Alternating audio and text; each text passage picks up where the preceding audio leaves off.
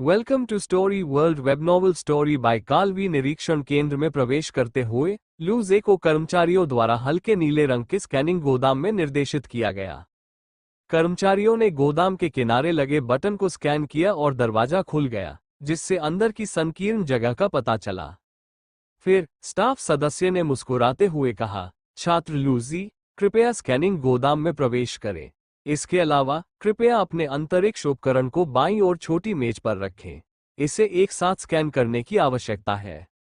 जैसे ही वो बोल रहा था, उसकी नजर लू जेड के हाथ में मौजूद काली अंगूठी पर पड़ी। बार बार निरीक्षण करने पर वो स्वाभाविक रूप से बता सका कि यह अंतरिक्ष उपकरण था।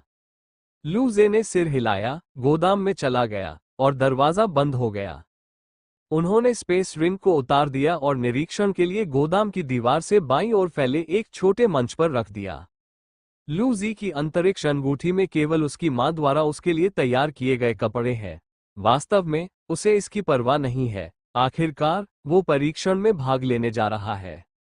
वो इसे मुख्य रूप से समय आने पर सामग्री संग्रहित करने के लिए लाया था। हालांकि लू जे अब थोड़ा घबरा गया है। वह नहीं जानता कि यह स्कैनिंग गोदाम कैसे काम करता है। उसके दिमाग में अभी भी एक अजीब सी जगह है जिसे हटाया नहीं जा सकता। हालांकि लू जी की चिंताएं स्पष्ट रूप से अनावश्यक थीं। ठीक 10 सेकंड बाद एक बीप की आवाज आई। गोदाम में लगी लाइट स्क्रीन से पता चला कि सब कुछ सामान्य था और गोदाम का दरवाजा खुल गया। गोदाम के बाहर कर्मचारियों ने लू जी को एक काला कंगन दिया और मुस्कुराते हुए कहा, छात्र लू जे, जांच करने के बाद कृपया इस कंगन को पहने। ये कंगन नानफेंग स्टार के मानचित्र को संग्रहित करता है, आपके स्थान को चिन्हित करता है और छात्रों द्वारा शिकार किए गए जानवरों के बिंदुओं को रिकॉर्ड करता है। आप वरीयता प्राप्त खिलाड़ी हैं। इसका सीधा प्रसारण भी किया जाएगा आपके लिए। लू जी ने काले कंगन को देखा और थोड़ा आश्चर्यचकित हुआ। ये चीज इतनी शक्तिशाली है। आउटडोर लाइव स्ट्रीमिंग के लिए आपको बस एक ब्रेसलेट पहनना होगा। यदि इसे पृथ्वी युग में रखा जाता तो यह इंटरनेट सेलिब्रिटी लाइव प्रसारण के लिए एक जादुई उपकरण होता। मुझे नहीं पता कि इसका कोई सौंदर्यवर्धक प्रभाव है या नहीं, लेकिन फिर उसने सोचा, आखिरकार वो इतना सुंदर है। भले ही वो सुंदर ना हो, फिर भी वो हजारों लड़कियों को आकर्षित कर सकता है। स्टाफ को लू जेड के आंतरिक नाटक का पता नहीं था। उन्होंने समझाना जारी रखा। उसी समय यदि कोई जीवित शरीर घातक रूप से घायल हो जाता है तो ये कंगन एक आध्यात्मिक रक्षा रुख जारी करेगा, जो सामान्य 9वें स्तर के आध्यात्मिक जानवरों के हमलों से बचाव कर सकता है। साथ ही ये स्वचालित रूप से एक संकट संकेत जारी करेगा। बचाव केंद्र और बचावकर्मी उस समय आपकी मदद के लिए आएंगे। इस बिंदु पर स्टाफ सदस्य रुका और जारी रखा, बेशक यदि रक्षात्मक रुख सक्रिय है तो इसका मतलब है कि आपका परीक्षण समाप्त हो गया है। ये सुनने के बाद लू जे ने अपनी समझ व्यक्त करने के लिए सिर हिलाया और कर्मचारियों की निगरानी में कंगन पहन लिया। बाद में कर्मचारियों ने कहा कि निरीक्षण पूरा हो गया है और वह जा सकते हैं। लू जे निरीक्षण केंद्र छोड़कर उस हॉल में चले गए जहां निरीक्षण के बाद उनके स्कूल ने विश्राम किया था। जैसे ही वो हॉल में दाखिल हुआ, लू जे ने कई छात्रों को खिड़की के बाहर विकृत समय और स्थान को देखते हुए फुसफुसाते हुए देखा। मुझे नहीं पता कि साउथ विंड स्टार तक पहुंचने में कितना समय लगेगा। जब मैं यहां आया तो मैंने इसकी जांच की। हमारे मार्ग की वक्रता अधिक नहीं है और इसमें लगभग 6 घंटे लगेंगे। इस दौरान हमने लगभग सभी निरीक्षण पूरे कर लिए हैं। जब हम नानफिंग एक्सिंग पहुंचेंगे तो लगभग रात हो जाएगी। बिल्कुल, लेकिन शायद शिक्षा विभाग मौके पर प्रतिक्रिया देने की हमारी क्षमता देखना चाहता है। आखिरकार दक्षिणी हवा का तारा रात में अधिक खतरनाक होता है। मौके पर कुछ भी हो, मैं सुबह होने तक छिपने की जगह ढूंढ लूंगा। जो अंत तक जीवित रहेगा वही विजेता होगा। इस समय जू यांग ने लू जी को अंदर आते देखा और तुरंत उसकी ओर हाथ हिलाया। जैसे ही लू जी आगे बढ़ी, जू यांग ने उसे किनारे पर लगी लाइट स्क्रीन की ओर देखने के लिए खींच लिया। अरे देखो, यह इस स्नातक परीक्षण के लिए छात्र स्तरों की सूची है। पहला स्थान ट्यूरिन के 5वें स्तर पर है, मार्शल क्षेत्र। लू जी ने ऊपर देखा और हॉल के किनारे प्रदर्शित एक सूची देखी जिसमें उच्चतम ग्रेड वाले 10 छात्र दिख रहे थे। पहला नाम काची है, जो पहले से ही लिंगवू क्षेत्र के 5वें स्तर पर है। दूसरे का नाम ताओ दा है, जो लिंगवू क्षेत्र के चौथे स्तर पर है, और तीसरे का नाम लिनलिंग है, जो चौथे स्तर पर है। लिंगवू क्षेत्र चौथे से 10वें स्थान तक सभी आध्यात्मिक मार्शल क्षेत्र के तीसरे स्तर से थे। 9वें स्तर के योद्धा के रूप में लू जी को यह भी नहीं पता था कि उसे कहां स्थान दिया जा सकता है। तो क्या ये लोग इतने मजबूत हैं? लू जे थोड़ा हैरान हुआ। उसने सुना कि उनके स्कूल के रेन झान और लिन हुआन लिंगवू क्षेत्र में पहले से ही चौथे या 5वें स्तर पर थे। सच, अगर मुझे पहले पता होता तो बाहर जाने से पहले मैं कुछ स्तर बढ़ा देता। अब उन्हें अपने स्तर की जानकारी देने में थोड़ी शर्म आ रही है। अजय, लाओ ली ने कहा कि आपकी ताकत लिंगवू स्तर से अधिक है। क्या आप आश्वस्त हैं कि आप उनका मुकाबला कर सकते हैं? लू जी मुस्कुराए। मैंने पहले कभी लड़ाई नहीं की है, इसलिए मुझे नहीं पता। यदि इस समूह में ऐसे लोग हैं जिनके पास अलौकिक शक्तियां हैं, या यदि संपूर्ण शरीर को परिष्कृत करने के कई छोटे क्षेत्र हैं, तो यह वास्तव में स्पष्ट नहीं है। हालांकि समय आने पर सब ठीक हो जाएगा और ज्यादा सोचने का कोई मतलब नहीं है। जल्द ही स्टारशिप वाहक वक्रता मार्ग से बाहर आ गया और खिड़की के बाहर का दृश्य घुमावदार अंतरिक्ष सुरंग से वापस भव्य तारों वाले आकाश में बदल गया। प्रत्येक स्कूल के छात्रों को अपने स्वयं के अंतरिक्ष यान पर लौटने के लिए कहा गया है और प्रक्षेपण आगे किया जाएगा। इस समय लाउंज में एक हल्का प्रसारण बज रहा था।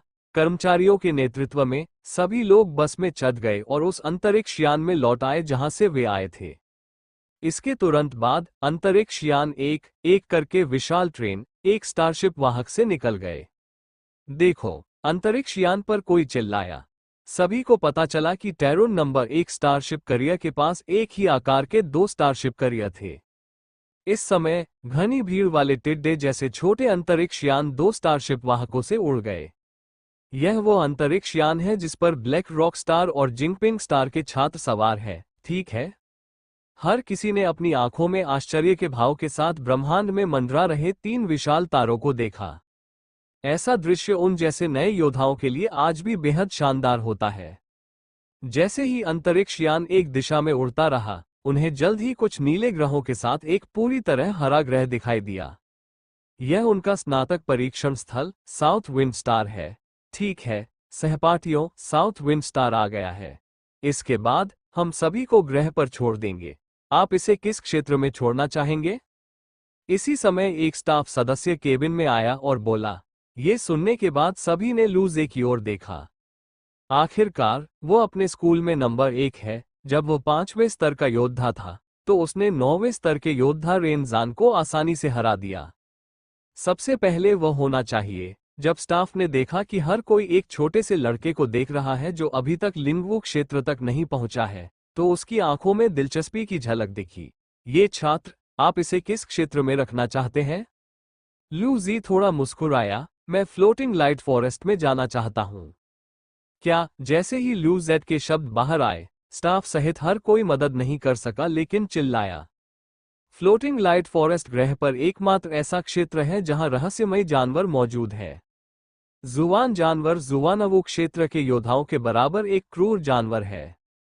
ट्रेन प्रणाली में छात्रों के लिए यह एक प्रतिबंधित क्षेत्र होना चाहिए जहां कोई भी नहीं जाएगा। हालांकि लू जे ने इस स्थान को अपने पहले पड़ाव के रूप में चुना। इससे सभी को आश्चर्य हुआ। कर्मचारियों ने धीरे धीरे अपने हैरान मूड को शांत किया और मुस्कुराते हुए लू जी को करीब से देखा। उसके मुंह का कोना थोड़ा हिल गया। वो सबसे हताश व्यक्ति था जिसे मैंने कभी देखा था। क्या जीना अच्छा नहीं है? ये दुनिया इसके लायक नहीं है? आत्महत्या कर लेनी चाहिए। उसने अपना सिर नीचे किया और लू जी की जानकारी को देखा। वो वास्तव में केवल 9वीं कक्षा का योद्धा था। लू जेड के स्तर की एक बार फिर पुष्टि करने के बाद कर्मचारियों के दिलों में अनगिनत घोड़े कीचड़ में उड़ गए। वो एक रहस्यमय जानवर है। क्या आप योद्धा क्षेत्र में एक प्यारे नौसिखिया है, एक रहस्यमय जानवर के सामने घूम रहे हैं और प्यारा अभिनय कर रहे हैं? उसने गंभीरता से लू जी की ओर देखा और धीरे से कहा, मुझे क्षमा करें सहपाठी, हम तुम्हें फ्लोटिंग लाइट फॉरेस्ट में नहीं भेज सकते। ये बहुत खतरनाक है। यदि वास्तव में ऐसा कुछ हुआ तो वह संयुक्त एवं पृथक रूप से जिम्मेदार होंगे। वो कानून तोड़ने की कगार पर अपने पंख फैलाना नहीं चाहता था। हाँ, एज रहस्यमय जानवर अभी भी बहुत खतरनाक है। बगल में जू यांग, ओली और ओगाटा ने भी चिंतित चेहरों के साथ लूजी को देखा। टीस्क। इस समय एक व्यंग्यपूर्ण आवाज आई और फिर एक मजाकिया आवाज सुनाई दी। लूजी, तुम बहुत फूले हुए हो। तुम्हें लगता है कि स्कूल में प्रथम होने का मतलब है कि तुम अजेय हो। लूजी ने ऊपर देखा और रेन झांझेंग को अपनी बाहों को पार करते हुए और आधी मुस्कान के साथ उसे देखते हुए देखा। ये सुनते ही लूजी ने अपने होंठ सिकोड़ लिए। आप वैसे भी मेरे प्रतिद्वंद्वी नहीं है। ओह, वैसे झुक जाओ। लानत है, मैं तुम्हें ढूंढने नहीं जा रहा। तुम्हें खुद आकर मुझे सलाम क्यों करना है? ये सुनते ही रेन जान का चेहरा ठिठक गया, क्योंकि वह लंबे समय से लूजी से नहीं मिला था और वह झुकने की बात लंबे समय से भूल गया था। पिछली बार वो सीडिंग प्रतियोगिता के प्रतियोगियों के सामने ही था, लेकिन इस बार उसे स्कूल के सभी वरिष्ठ छात्रों के सामने झुकना पड़ा, जिससे उसे रोना आ गया। अगर मुझे पहले पता होता तो मैं बाहर नहीं आता। हालांकि वैसे भी रेन जान इस आदमी से नाखुश है जो उसे बिल्कुल भी गंभीरता से नहीं लेता है। अगर अगली बार ऐसा हुआ तो वो पुलिस स्टेशन जाएगा। जब आप उससे आगे निकल जाएं, तो आपको उसके जैसा बनना चाहिए और उसे हराने के बाद उसे बिल्कुल भी अनदेखा करना चाहिए।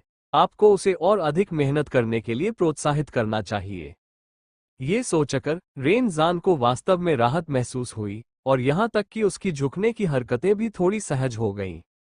इस समय लिन हुआन, जो किनारे पर बहुत शांत था, ने कहा, लूजी, कैसा रहेगा अगर हम एक साथ मिलकर एक टीम बनाएं? हम तीनों स्कूल में लिंगवू क्षेत्र में केवल 3 मजबूत लोग हैं। अच्छा हासिल करने के लिए परिणाम, हमें सहयोग करने की आवश्यकता है। ठीक है।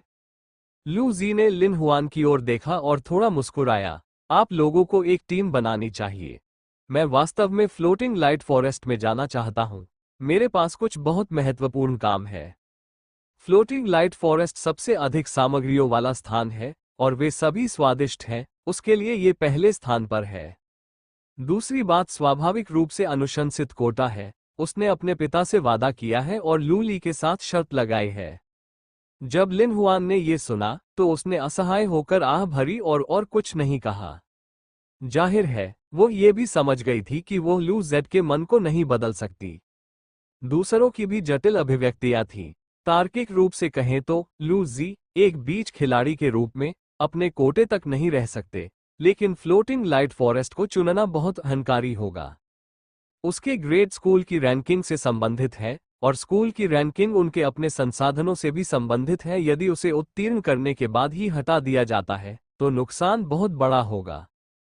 एक पल के लिए माहौल थोड़ा तनावपूर्ण हो गया। कुछ लोगों ने लू जे को पहले की तुलना में कम सम्मान की दृष्टि से देखा और इसके बजाय उन्हें थोड़ी शिकायत की दृष्टि से देखा। केवल लू जी की कक्षा में पिपिक्सिया के सहपाठियों के एक समूह ने लू जी को दुर्लभ चिंता से देखा। भाई जी, क्या आप ठीक हैं? लू जी ने मुस्कुराते हुए कहा, मैं मुसीबत में लग रहा हूं। चिंता मत करो, अगर तुम मुझे हरा नहीं सकते तो भी तुम भाग सकते हो। उसे इन दिनों पवन प्रणाली की जादुई शक्ति का एहसास नहीं हुआ। वो बस भाग गया। भले ही वो जुआनवू क्षेत्र में था, लेकिन उसमें भागने का आत्मविश्वास था। आखिरकार नानफेंक स्टार एक शिकार स्थल नहीं है, इसमें केवल घास का मैदान है और इसमें हेरफेर की बहुत गुंजाइश है। अहम इस सहपाठी शिक्षा विभाग के नियम हैं और हम छात्रों को फ्लोटिंग लाइट फॉरेस्ट में नहीं छोड़ सकते। यह आपके लिए बहुत खतरनाक है। अरे, इस आदमी के पास सचमुच एक दिमाग है।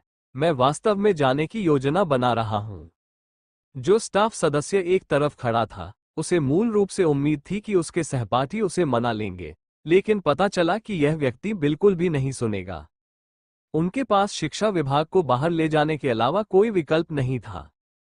ये सुनकर लू जी थोड़ा स्तब्ध रह गया। उसने कर्मचारियों के हाव भाव को देखा और समझ नहीं पाया कि यह सच है या झूठ।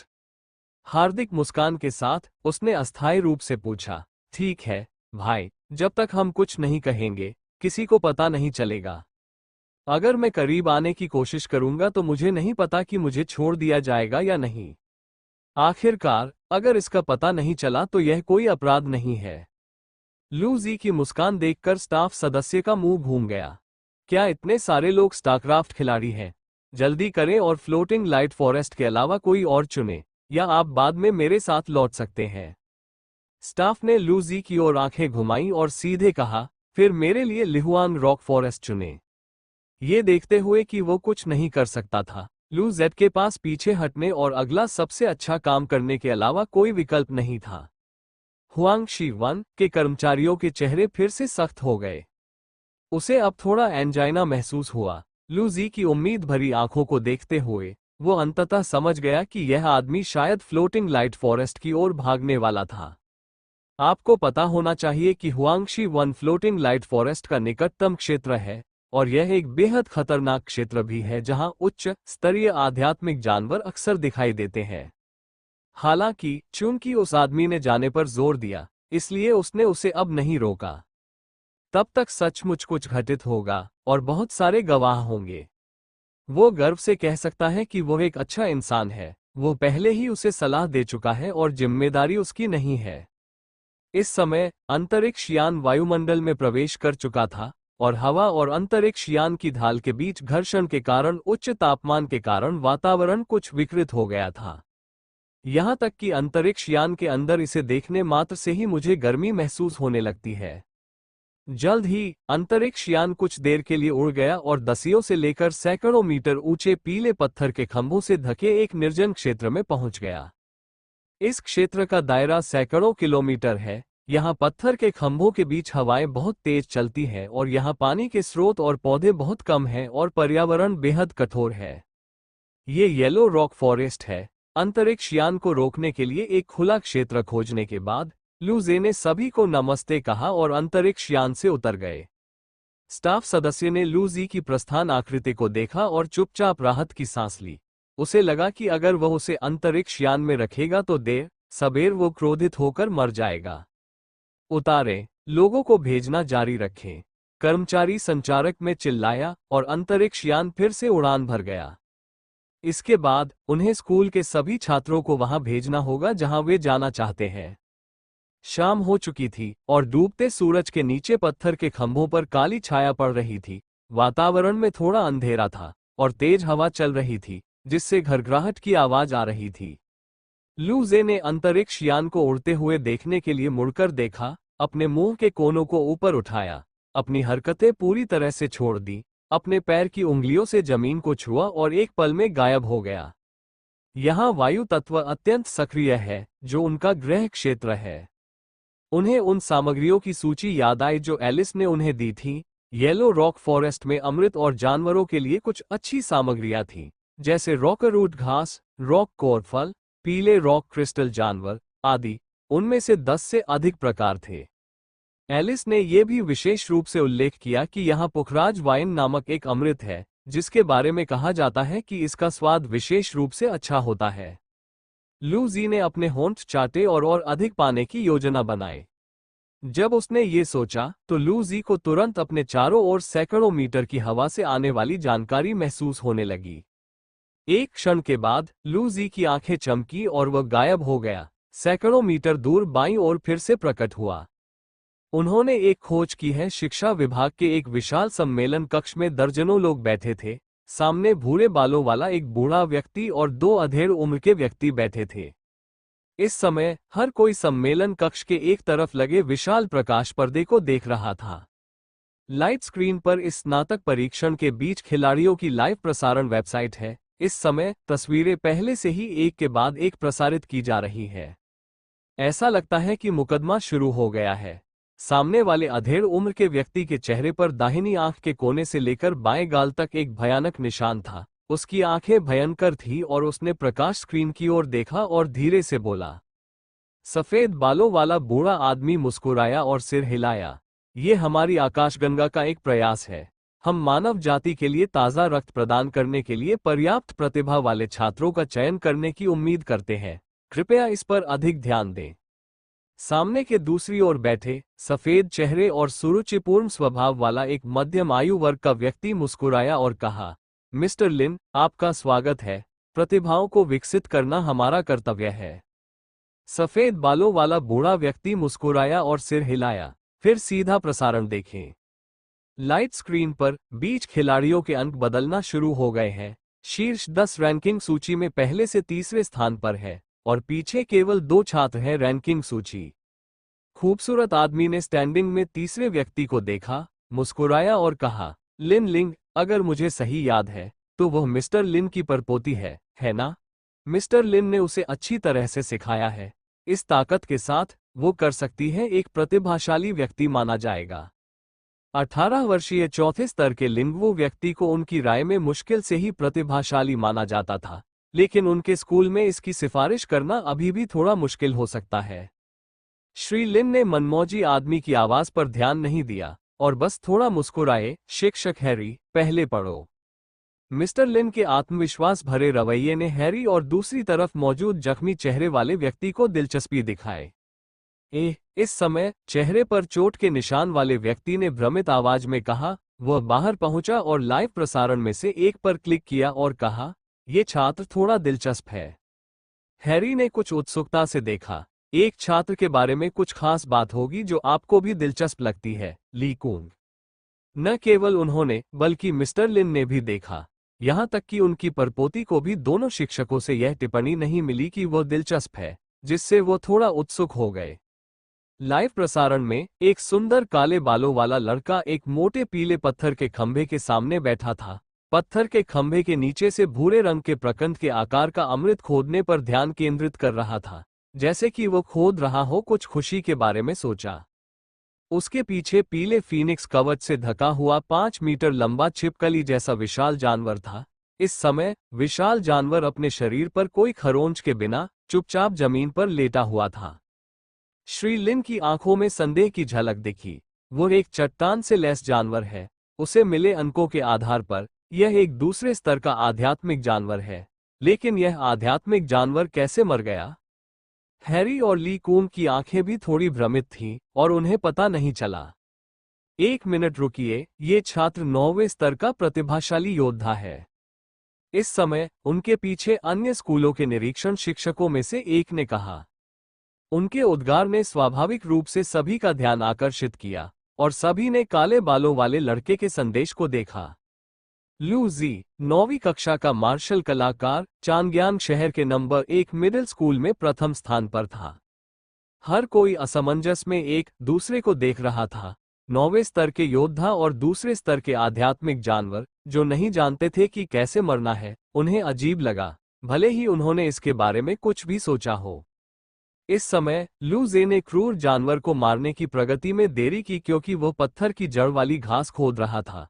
वो जल्दी ही शीर्ष 10 से बाहर हो गया और बड़ी लाइट स्क्रीन पर लाइव प्रसारण भी गायब हो गया। शायद मैं भाग्यशाली हूं, एक शिक्षक ने मुस्कुराते हुए कहा। शायद मेरा सामना दूसरे स्तर के आध्यात्मिक जानवर से हुआ जो पहले ही आधा मर चुका था। उसने यही कहा, लेकिन उसने चुपचाप अपनी सीट पर लगे ऑप्टिकल कंप्यूटर को स्वाइप किया, लू जी का नाम दर्ज किया और उसका लाइव प्रसारण देखना शुरू कर दिया। कुल मिलाकर वो कैसा ईश्वर जैसा आधा मरा हुआ जानवर है। वो एक दिलचस्प छोटा लड़का हो सकता है।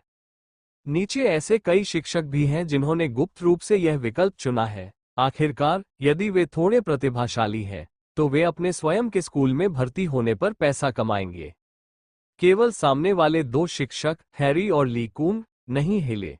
यदि वे वास्तव में प्रतिभाशाली होते तो देर सबेर वे फिर से शीर्ष 10 में होते। यदि वे नहीं होते तो यह उनके ध्यान के योग्य नहीं होता। लू जी, जो स्टोनरूट घास खोद रहा था, स्पष्ट रूप से नहीं जानता था कि उसे कई शिक्षकों ने देखा था। उसने खोदी गई पत्थर की जड़ वाली घास को अंतरिक्ष रिंग में डाल दिया, खड़ा हो गया और फिर से चल पड़ा। 3 पत्थर के खंभों को पार करने के तुरंत बाद एक और 5 मीटर लंबा चट्टान, बख्तरबंद जानवर चट्टान से नीचे कूद गया। क्योंकि चट्टान कवच और पीले पत्थर के खंभे के रंग इतने करीब हैं कि उन्हें अलग करना लगभग असंभव है, ये बहुत संभावना है कि आम लोग गुप्त हमले से मारे जाएंगे। हालांकि इसे स्पष्ट रूप से गुप्त हमले के लिए गलत लक्ष्य मिल गया। लू जी ने अपने कदम लड़खड़ाए और लापरवाह भाव से चट्टान से लैस जानवर के हमले से बच गए। उसने अपना हाथ बढ़ाया और चट्टान से लैस जानवर के विशाल सिर पर लापरवाही से थप्पड़ मारा। बल उसमें घुस गया और सीधे उसका सिर चकनाचूर हो गया। आरामदेह और मुक्तहस्त, बहुत सुंदर। वे शिक्षक जिन्होंने सम्मेलन कक्ष में गुप्त रूप से लू जी पर ध्यान दिया। क्या इस छात्र ने कुछ किया? मैं क्यों नहीं समझ पा रहा हूं? रुको, एक समस्या है। हालांकि मुझे नहीं पता कि समस्या क्या है, लेकिन निश्चित रूप से एक बड़ी समस्या है। जो शिक्षक गुप्त रूप से ध्यान दे रहे थे, उन्होंने खुद को आश्चर्यचकित होने और अन्य लोगों का ध्यान आकर्षित करने के लिए चिल्लाने से रोकने के लिए अपने शरीर को तनावग्रस्त कर लिया।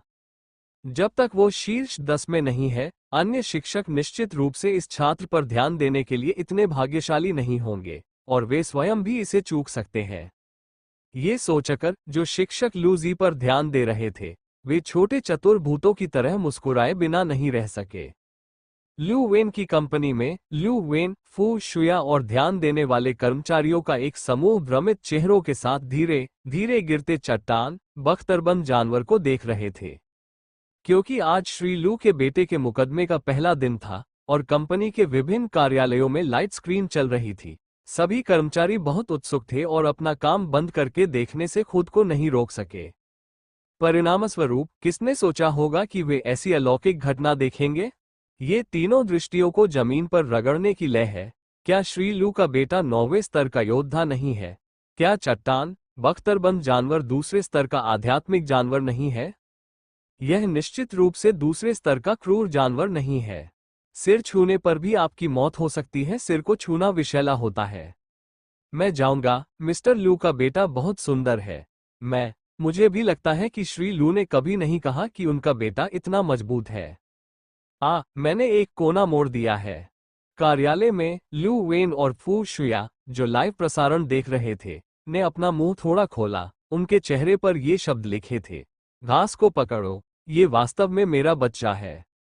हालांकि लू ली ने कहा कि लू जी में हाल ही में बहुत सुधार हुआ है, लेकिन उनमें मार्शल आर्ट की कोई प्रतिभा नहीं थी और वे मार्शल आर्ट के बारे में ज्यादा नहीं जानते थे, इसलिए वे उसके बारे में अधिक नहीं जान सके। लेकिन उनका सामान्य ज्ञान अभी भी कायम है। 9वीं कक्षा का योद्धा इस तरह आध्यात्मिक जानवरों को मारने में कब सक्षम हो सकता है? क्या ऐसा हो सकता है कि उनका सामान्य ज्ञान हमेशा गलत रहा हो? इस समय ऐसा लग रहा था जैसे उन्होंने एक नई दुनिया का द्वार खोल दिया हो। लू जी की आत्मविश्वासपूर्ण मुस्कान देखकर फू शुया अपनी हंसी नहीं रोक सकी और धीमी आवाज में कहा, मेरा प्यारा लड़का इतना शक्तिशाली हो गया है, वो एक आदमी बन गया है। लू वेन के चेहरे पर भी एक जटिल भाव था और उसने अनजाने में सिर हिलाया। स्कूल में अब कक्षाएं खत्म हो गई हैं, लेकिन कोई नहीं जाता। सभी वरिष्ठ जनों एवं बहनों का सीधा प्रसारण देख रहे हैं। बेशक लू ली की कक्षा में लू जी का लाइव प्रसारण चल रहा था। लू जी को एक चट्टान से लैस जानवर को सचमुच सिर स्पर्श से मारते हुए देखकर कक्षा में खुशी की लहर दौड़ गई। सीनियर लू जे अजय है। सीनियर लू जी, मैं आपके लिए एक बंदर को जन्म देना चाहती हूँ। मैं उसे एक बंदर देने जा रहा हूँ। लू ली अवाक रह गया जब उसने लू जी को अमृत की खोज करने और सामग्री इकट्ठा करने पर ध्यान केंद्रित करते देखा। एलिस ने अपनी बर्फ जैसी नीली आंखें सिकोड़ ली और खुशी से मुस्कुराए, सीनियर बहुत मजबूत है। ऐसा लगता है कि आप बहुत सारी उच्च गुणवत्ता वाली सामग्री पा सकते हैं। जब लू ली ने ये सुना तो उसके मुंह का कोना थोड़ा सा हिल गया और उसने पेट में थोड़ा दर्द महसूस करते हुए बगल में खुश नीले बालों वाली लड़की की ओर देखा। तो इस आदमी की नज़र में मजबूत होना सिर्फ सामग्री ढूंढने के लिए है? ऐसा लगता है जैसे वो कमीना लू जी भी ऐसा ही सोचता है। खुश नहीं। जेपीजी लू ली सीमित संस्करण लू ली ने धीरे से एक सौम्य मुस्कान दिखाई, लेकिन उसके पीछे अदृश्य काली ऊर्जा बढ़ रही थी। सुदूर दक्षिण पवन तारे पर लू जी अचानक कांप उठी। उसने सावधानी से चारों ओर देखा। कोई डरावनी चीज उसका ध्यान खींच रही थी। उसे पता नहीं क्यों, लेकिन उसे हमेशा अंदर से थोड़ी ठंडक महसूस होती थी। इसे ध्यान से महसूस करने के बाद लू जी ने पाया कि इसमें कुछ भी असामान्य नहीं था। वह थोड़ा सा घबरा गया। मृत चट्टान बख्तरबंद जानवर को देखा, घूम गया और बिना किसी पछतावे के चला गया। ये चीज उस सूची में शामिल सामग्री नहीं है जो एलिस ने उसे दी थी। ये भयंकर और घृणित लगती है। वह आगे बढ़ा और काले कंगन को झटका दिया और उसके सामने एक आभासी मानचित्र दिखाई दिया। लू जे ने अपनी उंगलियां सरकाई और अपना स्थान और फ्लोटिंग लाइट फॉरेस्ट का स्थान पाया। स्थान निर्धारित करने के बाद वह विभिन्न सामग्रियों की खोज करने के लिए अपनी पवन ऊर्जा का उपयोग करते हुए धीरे धीरे फ्लोटिंग लाइट फॉरेस्ट की ओर दौड़ना शुरू कर दिया। इस समय आसमान गहरा होता जा रहा है और संभवतः 2 घंटों में पूरी तरह से अंधेरा हो जाएगा। अंधेरा होने के बाद क्रूर जानवर उग्र हो जाते हैं और हुआंशी जंगल में कई उच्च स्तरीय आध्यात्मिक जानवर हैं। उनके लिए अकेले उनका शिकार करना थोड़ा जोखिम भरा होगा, इसलिए लूजी ने अधिक समय तक चलने के बाद आराम करने के लिए जगह खोजने का फैसला किया। 1 घंटा। हुआंगशान रॉक फॉरेस्ट में इतने सारे रॉक बख्तरबंद जानवर हैं कि वे लगभग हर पत्थर के खंभे पर रहते हैं। रास्ते में लूजी को कई अमृत मिले और उसने कई चट्टानी बख्तरबंद जानवरों का शिकार किया। यह अफसोस की बात है कि उसने अभी तक खाने योग्य पीले रॉक क्रिस्टल जानवर की खोज नहीं की है। जो शिक्षक लूजी, लू वेन, फूशुया, लू ली, एलिस और अन्य छात्रों पर ध्यान दे रहे थे वे सभी अवाक थे। इससे कोई फर्क नहीं पड़ता कि पहले से तीसरे स्तर के आध्यात्मिक जानवरों के स्तर पर रॉक बख्तरबंद जानवरों ने लूजी पर हमला करने के लिए किस मुद्रा का इस्तेमाल किया था। लूजे पर हमला करने के लिए वे तुरंत उसके द्वारा मारे गए थे। हर कोई स्तब्ध रह गया। क्या ये सचमुच एक आध्यात्मिक जानवर है? इतनी कमजोर। लूजी अभी भी बहुत मजबूत है। जब उन्होंने 4 चट्टानी बख्तरबंद जानवरों को लूजी पर हमला करने के लिए एक पत्थर के खंभे से नीचे कूदते देखा, केवल उनमें से एक ने चेहरे पर उदासीनता के साथ उन्हें छुआ और वे बड़े करीने से कूद गए। सम्मेलन कक्ष में कुछ शिक्षक अंततः ऐसा कर सके। पीछे मत हटो, एक विस्मयादिबोधक था। घास पकड़ लो, ऐसा हो ही नहीं सकता। सम्मेलन कक्ष, जो मूल रूप से केवल 2 और 3 में एक शांत चर्चा थी, इन 2 विस्मयादिबोधकों से आकर्षित हुई। दोनों शिक्षक अचानक अपनी फ्लैशलाइट लेकर आए और सभी का ध्यान केंद्रित हो गए। तभी दोनों शिक्षकों ने प्रतिक्रिया व्यक्त की और वे अजीब ढंग से मुस्कुराए। हाँ, क्षमा करें, ये कुछ भी नहीं है, मैं आप सभी को परेशान कर रहा हूँ।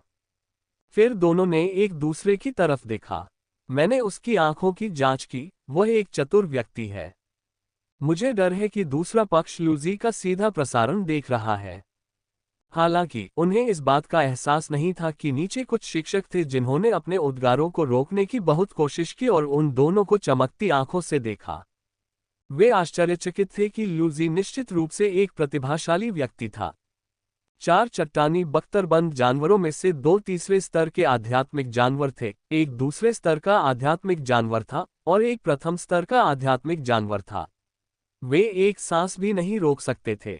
सचमुच बक्सों में गिर रहा है, करीने से पैक किया हुआ। इतना शांत और आरामदायक, इतना सहज। हालांकि उन्होंने अभी भी नहीं देखा है कि उसने ये कैसे किया, लेकिन वे जानते हैं इस आदमी की युद्ध शक्ति कम से कम लिंगवू के 5वें स्तर से ऊपर है। आप जानते हैं, वो लड़का केवल 9वीं कक्षा का योद्धा है।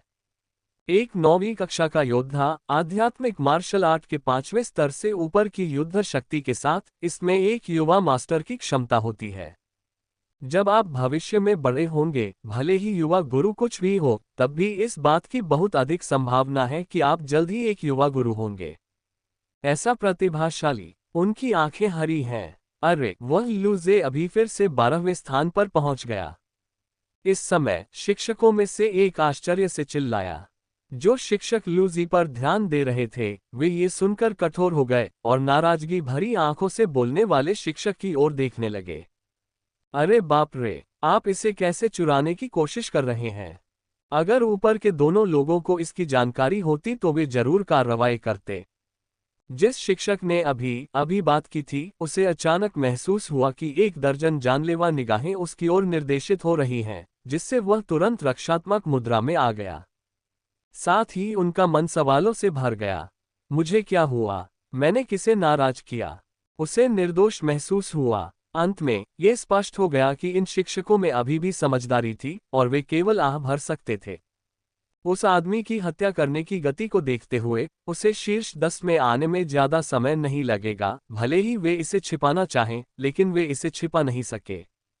शिक्षक के विस्मयादिबोधक ने स्पष्ट रूप से अन्य शिक्षकों की रुचि जगाई। शुरुआत में लूजे की उपस्थिति ने उन पर गहरी छाप छोड़ी। यहां तक कि सामने बैठे 3 लोग भी आश्चर्य से एक दूसरे की ओर देखने लगे। 9वीं कक्षा का योद्धा वास्तव में लिंगवू क्षेत्र के अधिकांश छात्रों से आगे है। ऐसा लगता है जैसे इस छात्र के पास अभी भी कुछ है। इस समय लू जेड के अंक फिर से बढ़ना बंद हो गए और जल्द ही उनकी रैंकिंग फिर से गिर गई। हैरी और ली कुंग ने एक दूसरे की ओर देखा। हालांकि वे थोड़े भ्रमित थे, लेकिन उन्होंने इसे दिल पर नहीं लिया। अगर वे शीर्ष 10 में नहीं आते तो वे ध्यान नहीं देते। बात सिर्फ इतनी है कि नीचे कुछ शिक्षक लूजी में दिलचस्पी लेने लगे। उन्होंने लूजेड के लाइव प्रसारण पर क्लिक किया। स्क्रीन पर वह व्यक्ति एक फल पकड़े हुए था जो चट्टान के टुकड़ों में लिपटा हुआ लग रहा था और उसके चेहरे पर मुस्कान थी। शिक्षक स्टाफ बनाया। लाइव प्रसारण को निर्णायक रूप से बंद करें। जब मुझे रॉक को नट मिलता है तो मैं एक 150 पाउंड वजन वाले बच्चे की तरह मुस्कुराता हूं। शर्मिंदा होइए और ग्रुप से हट जाइए। लूजी इस पल बहुत खुश थी, क्योंकि उन्हें पहली बार कोरफल मिला था। ये पहला कोरफल वाला पेड़ था जो उन्हें लगभग 1 घंटे तक चलने के बाद मिला था। इससे वह खुशी से मुस्कुराने लगा। सावधानी से 12 रॉक कोर्नेटों को हटाकर वह फिर से निकल पड़ा। जो शिक्षक मूल रूप से लूजी पर ध्यान दे रहे थे, उनकी आंखें चमक रही थीं और उन्होंने गुप्त रूप से अपने दिल में अनुमान लगाया, क्या ऐसा हो सकता है कि इस बच्चे के पास प्रशिक्षण संसाधनों की कमी है, या फिर वह हर बार अमृत मिलने पर इतना खुश क्यों होता है? यदि मेरा स्कूल पर्याप्त प्रशिक्षण संसाधनों का वादा करता है, तो मुझे आश्चर्य है कि क्या ये संभव होगा। सामान्यतया युवा मास्टर स्तर के व्यक्ति साधना में अपने स्वयं के मार्ग का अनुसरण करते हैं और उन्हें केवल एक प्रसिद्ध शिक्षक के सामयिक मार्गदर्शन और बड़ी मात्रा में साधना संसाधनों की आवश्यकता होती है। यदि प्रसिद्ध शिक्षक सलाह देते हैं तो उनकी तुलना उपरोक्त दोनों से नहीं की जा सकती, लेकिन प्रशिक्षण संसाधनों पर अभी भी विचार किया जा सकता है। सभी शिक्षकों ने परीक्षण के तुरंत बाद अधिकतम प्रशिक्षण संसाधनों के लिए आवेदन करने के लिए अपने स्कूलों से संपर्क करने का मन बनाया। यदि किसी स्कूल में एक युवा मास्टर है तो इसकी प्रतिष्ठा में काफी सुधार होगा और छात्र युवा मास्टर के उदाहरण का पालन करेंगे और बहादुरी से पकड़ेंगे, एक पुण्य चक्र बनाएंगे, लेकिन प्रभाव बहुत अच्छा नहीं होना चाहिए। समय देर हो रहा था और गोलार्ध में आकाश जहां लूजी स्थित था पूरी तरह से अंधेरा हो गया था। आकाश में बादल नहीं थे और चांदी की तारों की रोशनी नीचे की ओर झुकी हुई थी। दूरी में पीले चट्टानी जंगल को ढका हुआ था। रात में छिपे हुए क्रूर जानवर दहाड़ने लगे। जैसे ही रात हुई, वातावरण खतरनाक होने लगा। मुझे डर है कि कई छात्रों को पहली रात ही बाहर निकाल दिया जाएगा। लूजी ने उसकी ठुड्डी को छुआ। अचानक उसे एक पत्थर का खंभा मिला जिसने उसकी आंखों को प्रसन्न कर दिया। उसने अपना हाथ बढ़ाया और उसे दबाया। एक फीकी चमकदार रोशनी चमकी और 1.5 मीटर चौड़ा क्षेत्र उसकी हथेली पर गिर गया। छुआ तो तुरंत पाउडर में बदल गया। जल्द ही एक आरामदायक गुफा तैयार हो गई। लूजी ने गुफा की ओर देखा और संतुष्टि से सिर हिलाया। वह काफी सहज लग रहा था। दर्शक कुछ लोग अवाक होकर अपने हाथों की ओर देखने लगे। उन सभी के हाथ एक जैसे हैं, उसके हाथ इतने बेहतर क्यों हैं? जाहिर तौर पर ऐसा महसूस होता है जैसे इसे यूं ही दबाने से कोई छेद निकल आता है। तभी कुछ अध्यापकों की आंखें चमकी और वे गहरी सोच में पड़ गए। ऐसा लगता है जैसे उन्हें इस स्टाइल की ताकत कहीं न कहीं दिख गई है। एक पल के बाद किसी को याद आया। उसकी आंखें चौड़ी हो गईं और उसने अविश्वास से लाइव प्रसारण में लूजी को देखा। एक पल के लिए उसकी आंखें चमकने के बाद उसने सीधे स्कूल से संपर्क किया। ये व्यक्ति सच्चा प्रतिभाशाली है। ये शक्ति के अत्यधिक गहन उपयोग का संकेत है। हो सकता है कि उसने शक्ति के मामले में जादुई शक्तियां भी जागृत कर ली हों। यदि यही मामला है तो लूजेड के मूल्यांकन में शायद फिर से सुधार किया जाएगा। घर पर लू वेन ने भ्रम के साथ देखा जब लूजे ने एक बटन दबाया और एक बड़ा छेद दिखाई दिया। उसने अपने हाथ की ओर देखा और उसके मुंह का कोना हिल गया। फिर अपना हाथ हवा में दबाते हुए उसने लूली से उत्सुकता से पूछा, आली, इसका सिद्धांत क्या है? फू शुया ने भी उत्सुकता से लूली की ओर देखा। उनमें से कोई भी मार्शल आर्ट प्रतिभा बहुत अच्छी नहीं थी, इसलिए स्वाभाविक रूप से उन्हें लूली से पूछना पड़ा। लूली की मुस्कान फीकी पड़ गई, फिर एक पल में सामान्य हो गई और शांति से बोली, पिताजी, इसे केवल समझा जा सकता है, शब्दों में व्यक्त नहीं किया जा सकता। लू वेन और फू शुया ने एक साथ सिर हिलाया। हालांकि उन्हें समझ नहीं आया, फिर भी उन्हें लगा कि यह अद्भुत है। लू ली ने लू वेन और फू शुया को देखा जो बच्चों की तरह जिज्ञासु थे और बहुत अवाक रह गए। वास्तव में वह नहीं जानती थी कि सिद्धांत क्या था। इस लड़के ने उससे कितना कुछ छिपाया। एक अति सुंदर छोटे विला में एलिस एक बहुत ही सुंदर गोरे मध्यम आयु वर्ग के व्यक्ति के साथ बैठकर लाइव प्रसारण देख रही थी। ये दृश्य उनकी लाइट स्क्रीन पर भी चल रहा था। जब गोरे अधेड़ उम्र के व्यक्ति ने ये देखा तो उसकी आंखें चमक उठी और उसने थोड़ा आश्चर्य से कहा, एलिस, आप अच्छी प्रतिभा वाले वरिष्ठ हैं। आप युवा हैं और अपना उपयोग कर सकते हैं। ताकत वह इतना असाधारण है कि उसने अपनी अलौकिक शक्तियों को जागृत कर लिया होगा। एलिस थोड़ा चौंका। अलौकिक शक्ति? मध्यम आयु वर्ग का व्यक्ति थोड़ा मुस्कुराया। वो कुछ हद तक नानगोन परिवार की लड़की के समान है, लेकिन स्तर अभी भी थोड़ा अलग है। एलिस ने ये सुना और अपना मुंह ढक लिया। सिस्टर जिन के समान? अधेड़ उम्र के आदमी ने सिर हिलाया। इस समय एलिस हंसी। अधेड़ उम्र के व्यक्ति ने कुछ असमंजस के साथ एलिस की ओर देखा। तुम लड़की, इसमें इतना मजाकिया क्या है? एलिस ने मुस्कुराते हुए कहा, पिताजी, आप नहीं जानते। कुछ समय पहले हमारे स्कूल की सीडिंग प्रतियोगिता के दौरान फाइनल राउंड में सीनियर की प्रतिद्वंद्वी 12 वर्षीय सिस्टर जिंग थी। सिस्टर जिंग ने उसे बुरी तरह हराया था। ओह! मध्यम आयु वर्ग का आदमी थोड़ा मुस्कुराया, कुछ हद तक दिलचस्पी दिखाने वाली अभिव्यक्ति दिखाते हुए। इस बच्चे के वर्तमान स्तर के साथ मुझे डर है कि वह जल्द ही नानगोन परिवार की लड़की को देख पाएगा। एलिस ने मुस्कुराते हुए सिर हिलाया। सीनियर अद्भुत है, वह बहुत तेजी से प्रगति कर रहा है। एलिस के पिता ने एलिस की ओर देखा जो खूबसूरती से मुस्कुरा रही थी और हल्की मुस्कान दिखाई। तुम लड़की हो। हालांकि मुस्कान की गहराई में थोड़ी कड़वाहट छिपी हुई थी।